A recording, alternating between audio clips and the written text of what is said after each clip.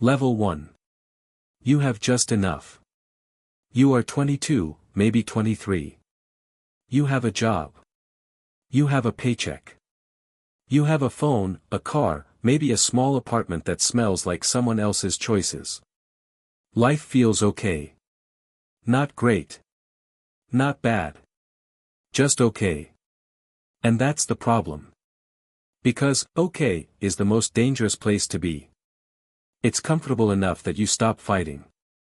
But it's not good enough that you ever feel free. Your bank account has money in it on the first of the month. By the third, it's already shrinking. You watch it go. Rent. Phone bill. Groceries. Insurance. The small pleasures you allow yourself, because what's the point of earning if you never feel anything? You are in the middle class. Or what used to be called the middle class. A layer of people who are too comfortable to be desperate and too stretched to be secure. You tell yourself this is temporary.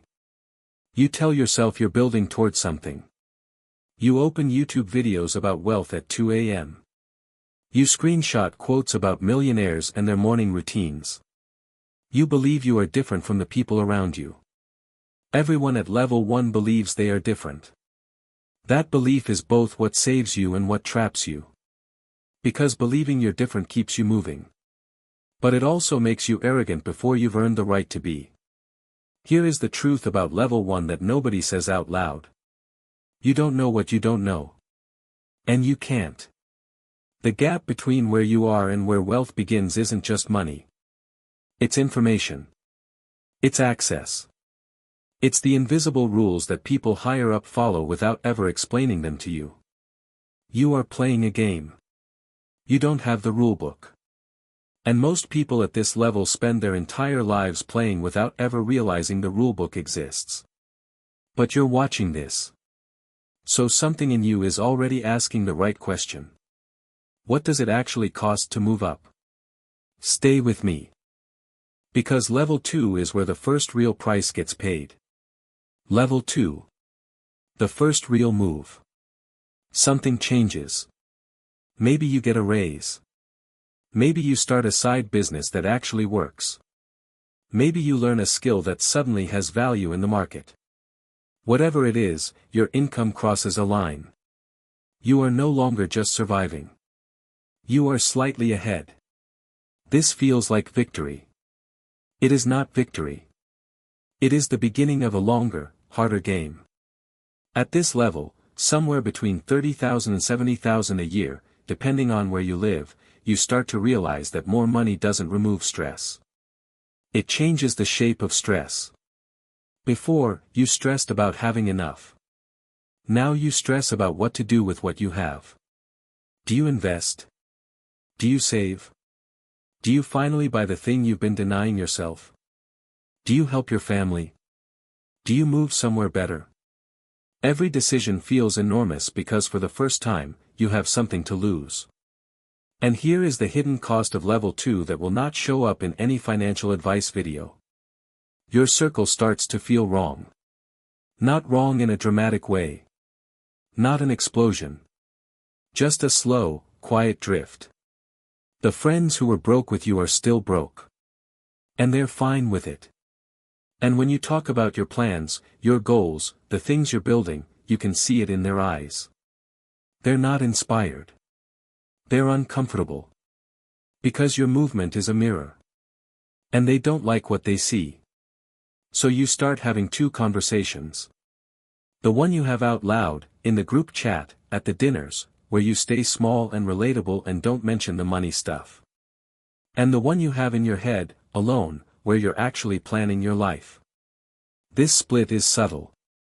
But it's the first identity fracture. You are becoming someone new. But you still look like the old version to everyone around you. At level 2, most people stall here for years. They make more money but they don't build wealth because they don't yet understand the difference between income and assets. They earn more. They spend more. Their lifestyle inflates quietly. And 5 years later they're making twice what they used to and somehow still feel the same. The money came. The freedom didn't. If you've made it this far in this video, comment what level you feel like you're at right now. Because where you think you are and where you actually are might be two different places. Level 3. The breakthrough that costs you sleep. You cross a line. 6 figures. Or close enough that it changes something in your psychology. You did something right. Maybe it was a business. Maybe it was a career move. Maybe it was years of grinding in a single direction. Either way, you are now earning what most people in the world will never earn. And your first reaction? Relief. Your second reaction? Terror. Because now you understand that you can actually lose this. Before, there was nothing to protect. Now there is. And that protection requires constant attention. Welcome to the level where ambition becomes a lifestyle and rest becomes guilt. At level 3, you stop sleeping properly for the first time. Not because you're struggling. Because you're succeeding. And success at this stage is not a destination. It's a treadmill that runs slightly faster every week. You are building. You are investing. You are reading. You are optimizing. You are saying yes to the right things and no to everything else. You are becoming someone who talks about leverage and compound interest at dinner. Your parents are proud. They don't fully understand what you do. But they know the number has changed, and that's enough for them. Your friends from before. Most of them are gone now. Not dramatically. You just got busy. They got comfortable. The calls got shorter. The distance became permanent. Nobody tells you about the loneliness of level 3. Everyone shows you the success. The income screenshots. The lifestyle upgrades. The confidence that comes from knowing you figured something out that most people never will. Nobody shows you the Saturday night where you're sitting alone working while everyone you grew up with is at someone's backyard barbecue laughing at things that no longer feel relevant to your life. You made a trade. You don't regret it. But you feel it. This is also the level where your relationship with family changes. You love them. But you're now operating in a different reality. The problems they bring to you feel smaller than they used to. And that terrifies you because you don't want to become someone who thinks their family's problems are small. But you're already changing. And change doesn't ask for permission. Subscribe now if you're still watching. Because what happens in the next few levels is what the internet never shows. Level 4. New money. New problems. Old instincts. You have crossed into what people call wealth. Not old money. Not generational money. New money. The kind you built yourself, with no map, no safety net, no one in your family who had done it before. And here is the thing about new money that nobody tells you. You are rich with poor instincts. You grew up watching money disappear. So some part of your brain still panics. Even when the account has more than you could spend in a year, there's a voice in the back of your head that says this isn't real. That it'll be taken. That you don't deserve it. Imposter syndrome at this level is not a soft concept. It is visceral. It shows up in the way you hesitate to speak in rooms with people who've had money longer. It shows up in the way you over-prepare for every meeting because some part of you still feels like a fraud who might be exposed. Meanwhile, your lifestyle has adjusted. Better apartment. Better car. Different restaurants. Clothes that signal something. Travel that isn't about budget flights and hostel beds. You are performing a version of success because you have now earned the right to perform it.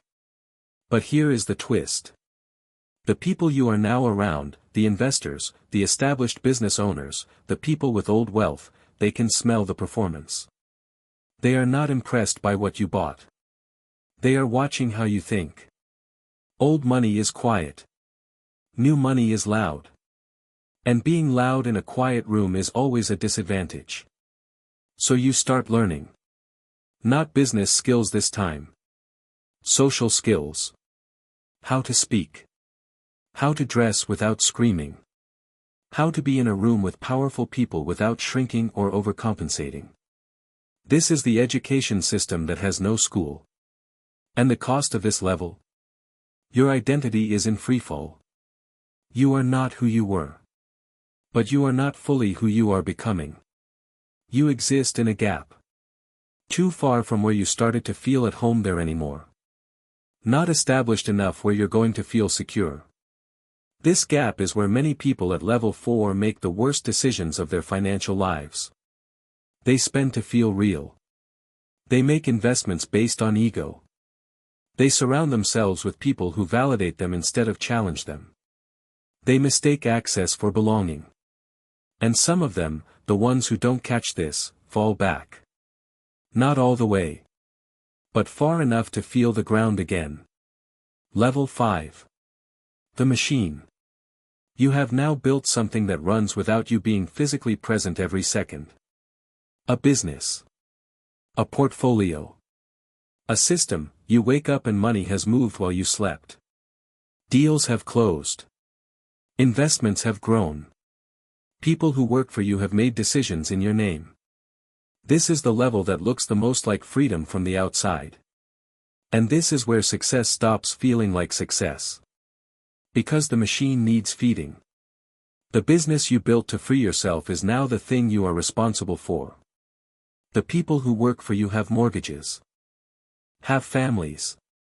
Have lives that depend on the decisions you make. The weight of that is something no financial influencer ever talks about. At level 5, you are no longer just managing money. You are managing consequence. Every choice you make ripples outward into other people's lives. And some mornings you wake up and feel that weight before you've had your first coffee. This is the level where leaders either grow into something larger or start hollowing out. The ones who grow find purpose in the responsibility. They start thinking beyond income. They ask what kind of company they want to build. What they want their name to mean. What their work stands for beyond the number. The ones who hollow out chase the number harder because the number is the only thing that still feels like progress. And they are running from something they haven't been willing to name yet.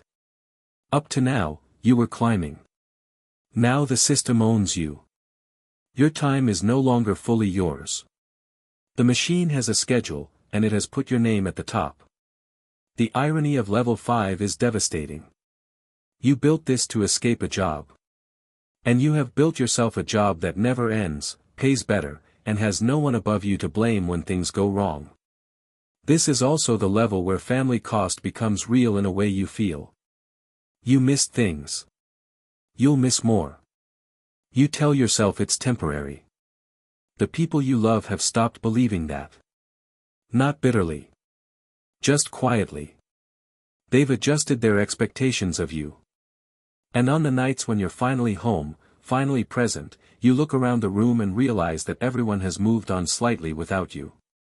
Built routines that don't include you. Stopped saving certain moments for when you returned. You are the most successful you've ever been. And you have never felt more alone. Level 6. Power without peace. By this point, your name means something in rooms you haven't even entered yet. Introductions happen before you arrive. Opportunities come because of who you know and who knows you. Capital follows reputation, and reputation has compounded silently over years of decisions. You are no longer just wealthy. You are influential. And here is what influence actually feels like from the inside.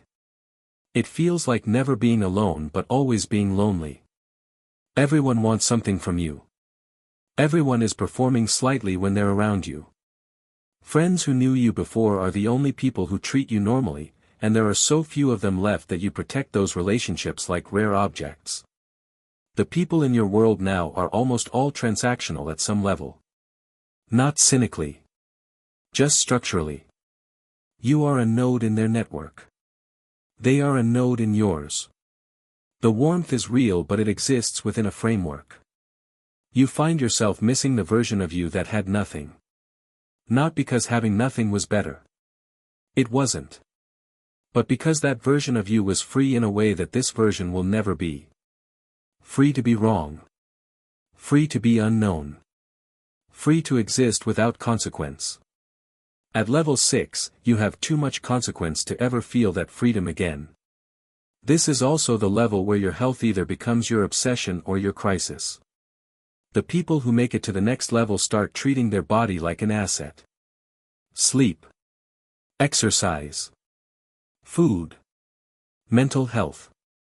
They invest in longevity because they now have enough to enjoy, and the threat is no longer financial. The threat is running out of years before they've used what they built. The ones who ignored this. They are having first serious conversations with doctors. They are learning that the body kept a tab while they were busy, and it is now presenting the bill. Level 7. Detachment. Something has changed inside you and you can't fully explain it to anyone. You are no longer motivated by what motivated you before. Fear used to drive you. Fear of failing, fear of returning to nothing, fear of proving the doubters right. That fear is gone. And it left a hole. Because you don't know who you are when you're not afraid. The ambition is still there. But it's colder now. More calculated. Less emotional. You don't celebrate the same way. The wins don't hit the same way. You've watched the number grow so many times that it has become abstract. You are technically at your most powerful. And you feel the least. This is the level that breaks the people who built their entire identity around the climb. Because the climb is over. Or at least it feels over. There is nowhere obvious to go. More money won't change the feeling. More status won't change the feeling. You've tried both. You start asking questions that you used to think were for people who weren't serious about success. What is this for? Who am I when I stop working? What did I actually want and did I get it? Most people at level 7 never answer these questions. They stay busy to avoid them. They launch new projects, new ventures, new goals. They create urgency to replace the urgency they used to feel naturally. And there's nothing wrong with that. Staying in motion is its own kind of answer. But the question doesn't go away. It gets louder. Level 8. Legacy begins as a question. You are thinking in longer time frames now. Not quarters. Not years. Decades. You are asking what you will leave behind. And not just financially. What did your presence in the world actually do? What did you build that will outlast your name? Who did you make better? This is the level where ego quietly starts dying. Not the surface ego. The deep one. The one that was keeping score. The one that needed to win, needed to be recognized, needed to know it wasn't wasted. That ego starts to loosen its grip. And when it does, what replaces it is either wisdom or bitterness. The people who become wise start giving. Not just money. Time. Knowledge. Access. They start seeing younger people the way they wish someone had seen them. They become something more useful than successful. They become influential in the way that actually matters. The people who become bitter close inward. They protect what they built from a fear they can't name. They trust fewer people every year. They mistake caution for wisdom and isolation for peace. At level 8, you choose which one you become. Not dramatically. In small decisions, every day, you choose. This is also the level where the people you love most are either still with you or long gone. If they're still with you, it is because of what you chose back at level 5. The times you came home. The calls you made. The times you prioritized presence over productivity. If they're gone, it is also because of what you chose back at level 5. The machine didn't take them. You handed them over. Level 9. Wealth that doesn't need you to be there.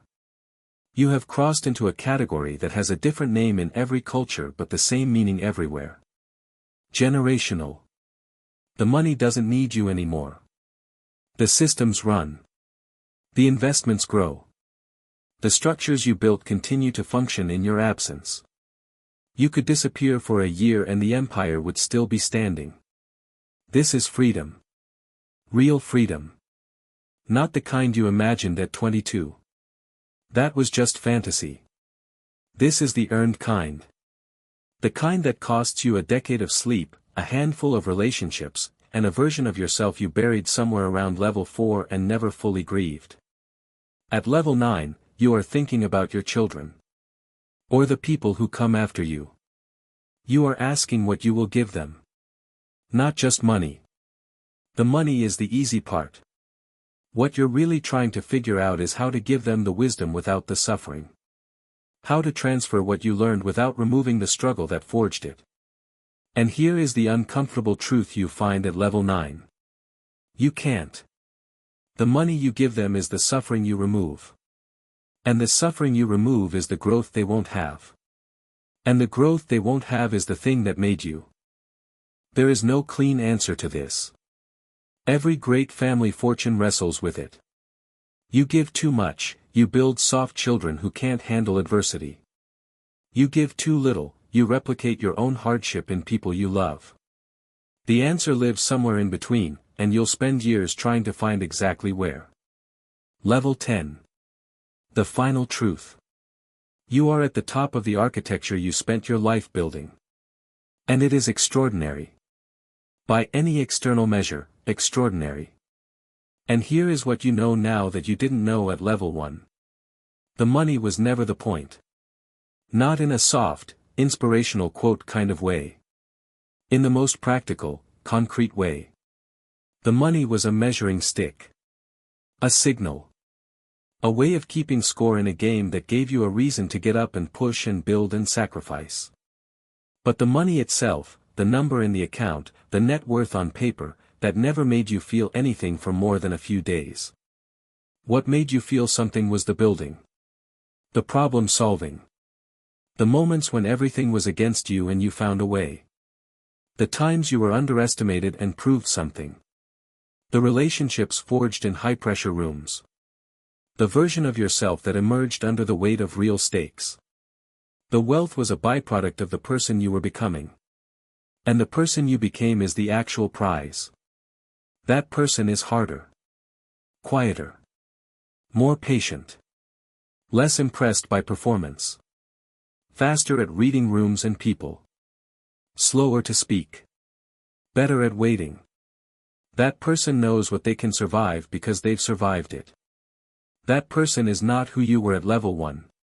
And that is the cost. And the reward. At the same time. You sacrificed the old version of yourself to become this. You didn't know that's what you were doing when you started. Nobody does. The machine doesn't explain itself. It just runs. Somewhere right now, someone is at level 1. They're 22, maybe 23.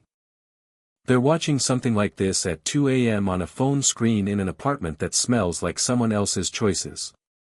They think it's about the money. They think if they just get the number high enough, something will click into place. They don't know yet that the number never clicks. That what clicks is them. That the journey from level 1 to level 10 is not a financial journey. It is a psychological one. It is a slow, costly, irreversible transformation of identity that will take everything from them and give them something back that can't be measured. They are standing at the entrance. The machine is waiting. And they are about to find out who they actually are. If this hit harder than you expected, subscribe now. The next ladder goes somewhere most people are too afraid to look.